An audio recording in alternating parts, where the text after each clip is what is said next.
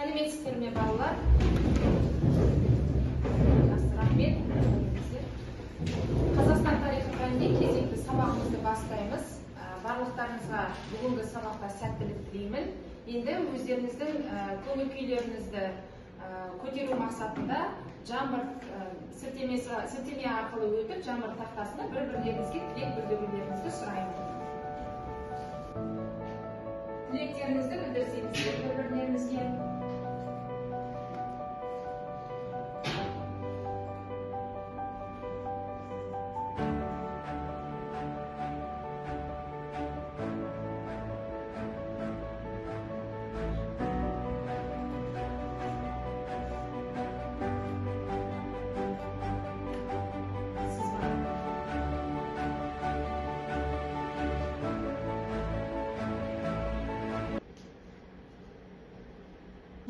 Биігінен көріне берулеріңізге тілектеспін. Балалар, енді қай кезде де қайталау білім айнасы деп жатады, сондықтан да біз алдыңғы сабағымызда өткен тақырыбымызға қысқаша шолу жасап өтейік. Білімдеріңізді бекіту мақсатында QUIZIS бағдарламасымен бір 7 сұрақтан тұратын тест тапсырмасын орындап жіберейік. Сілтеме арқылы өтеміз.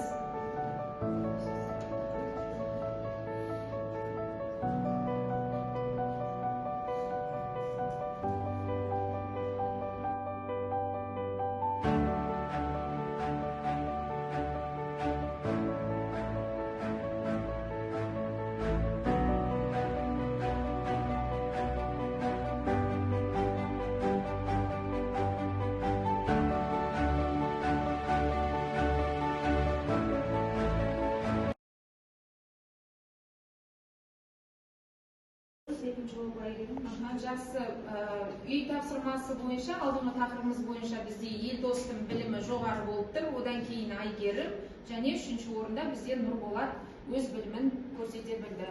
Жақсы балалар, біз осы тест тапсырмалары арқылы алдыңғы сабағымыздағы Қазақстан территориясында орналасқан сакралды орындар туралы мәліметті есіңізге түсіріп өттік.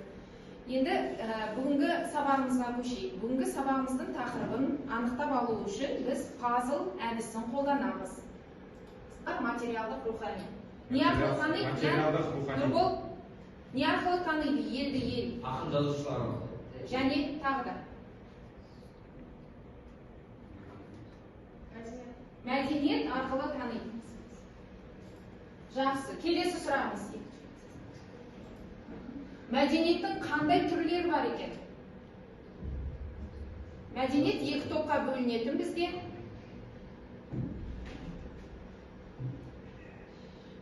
Материалдық және рухани мәдениет деп бөлінеді. Материалдық дегеніміз ол адамның қолмен жасап, жаңағы дайындаған дүниесі, рухани дегеніміз адамның ішкі жан дүниесі болып табылады. Келесі сұрағымыз, мәдениет салаларын атаңыз. Мәдениеттің қандай салалары бар? Өнер, би, кино дегеніміз бар екен, әдебиет деген сияқты салалары бар екен, тамаша. Және соңғы сұрағымыз, мәдениеттің өкілдері. Суретшілер, жазушыларымыз болып табылады екен. Жақсы. Демек, мына шыққан суретке назар аударыңыздар, бұл бізде ненің нысаны болып табылады? Яғни қазақ халқының мәдениеті болып табылады екен. Осы суретке негізделе отырып, біз бүгінгі сабағымыздың тақырыбын болжап, анықтап көрейік. Біздің сабағымыздың мақсат міндеттеріне тоқталып өтейін. КСРО кезіндегі қазақ мәдениеті мен өнерінде пайда болған жаңа бағыттар мен жанрлардың ерекшелігін айқындау біздің мақсат болып табылады сабағымыздағы. Және сіздерден күтілетін нәтиже кеңестік кезеңдегі Қазақстанның мәдениет саласындағы жетістіктері мен қайшылықтарына талдау жасауды меңгересіздер. Және жұмыстарыңыздың барысында нені бағалаймыз? 1920-30 жылдары пайда болған жаңа бағыттар мен жанрлардың Қазақстан мәдениетінің дамуына тигізген әсерін сипаттайсыздар. Сол жұмыстарыңыз бағаланатын болады. Дәптерге жазып алайық.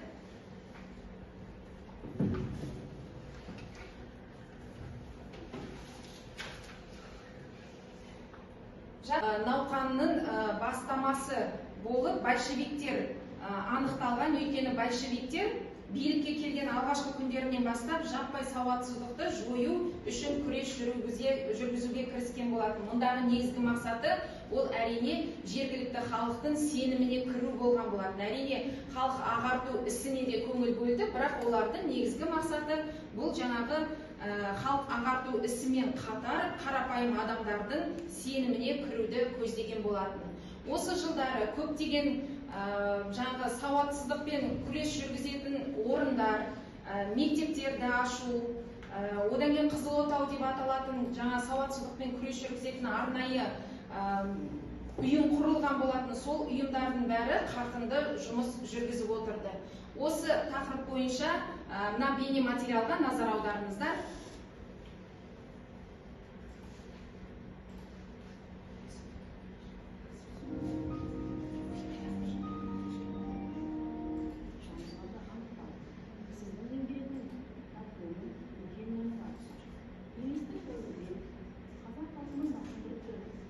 Мемлекет етуді міндет етіп қойып, бір шаңырақтың астында жинау үшін еңбек еткен. Қазақстан мәдениетімен ағарту саласына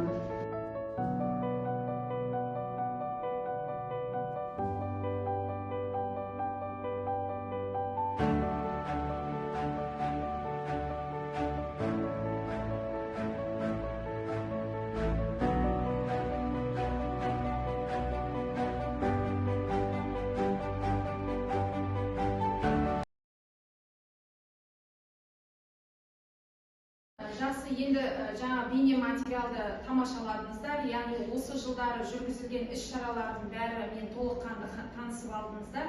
Енді мына сұрақтарға жауап беріп көрейік балалар. Егер де елдегі саяси жағдай мәдениеттің еркін дамуына әсер етуі мүмкін бе деген сұрақ. Елдегі саяси жағдай мәдениеттің еркін дамуына әсер етуі мүмкін бе? Саяси жағдай, яғни саясатта болып жатқан өзгерістер, жүргізіліп жатқан реформалар, ол мәдениеттің дамуына өзінің септігін тигізе ме? Жоқ. Неге, Малика? Қалай ойлайсың? Өйткені қоғамның өмірі бір-бірімен не істеген?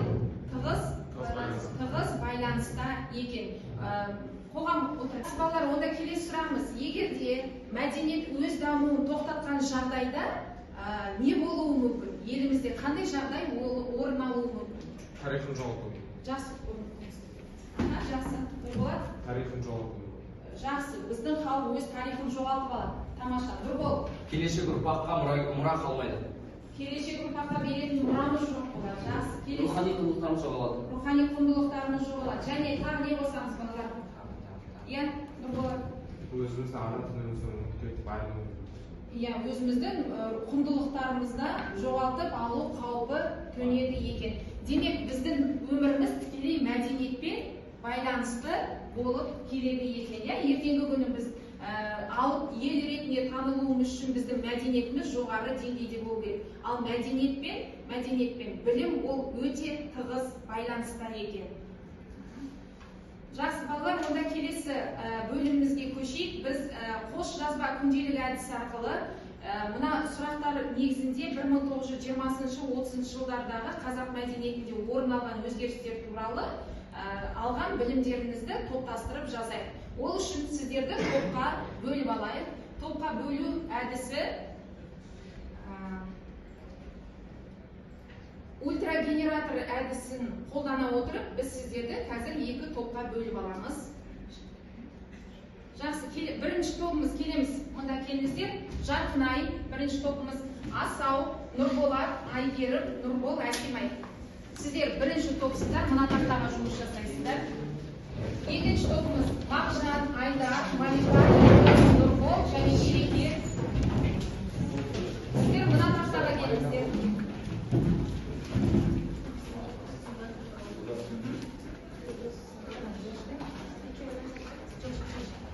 Жаңа бірінші тобымыз мұнда қалады, екінші тобымыз мына жаққа келеді. Маркерларды алыңыздар.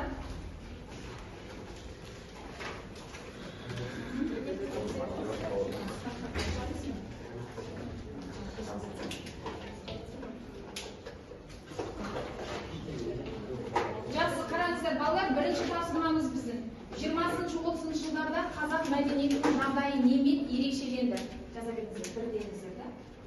Сіздер Ондай жазасыздар? екінші топ ана жаққа жазады.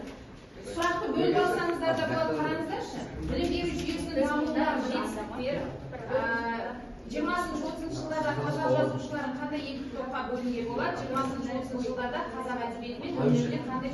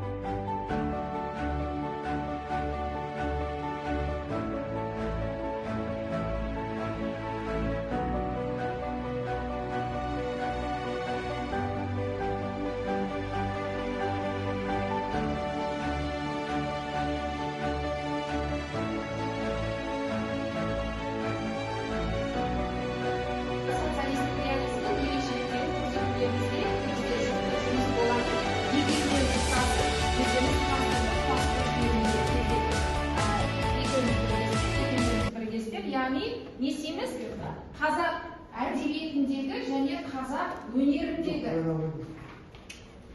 социалистік реализмнің көріністерін бірігіп жұмыс жасаймыз.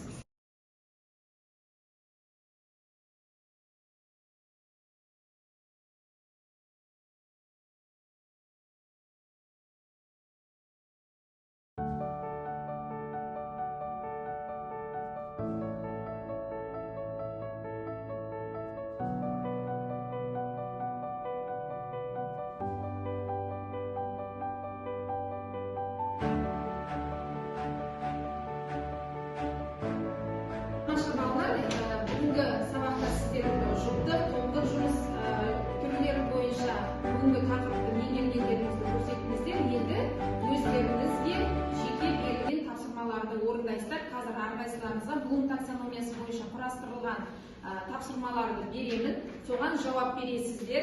Бағанадан бері жасап жатқан жұмыстарыңызды өзін-өз бағалау парақтарыңызға жазып отырдыңыздар. Мына жұмыстарыңызда осында көрсетілген критерийлер бойынша бағаланып, өзін-өзі бағалау парағына енгізесіздер де, маған сол парақты өткізетін боласыздар. Өздеріңізді қандай көңіл күйде отырғанымызды белгілеу үшін сілтеме арқылы өтіп, мына сұрақтарға жауап беріңіздер. Аты жөніңізді жазамыз және сұрақтарға жауап бересіздер де, жауаптарыңызды жібересіздер.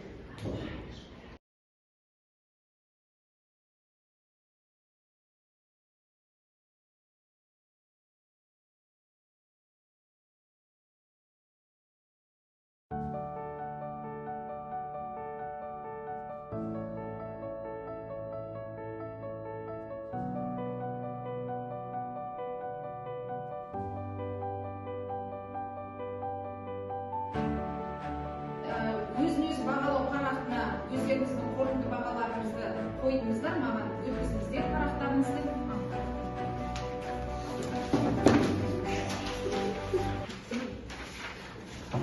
Апай, мен жаздым.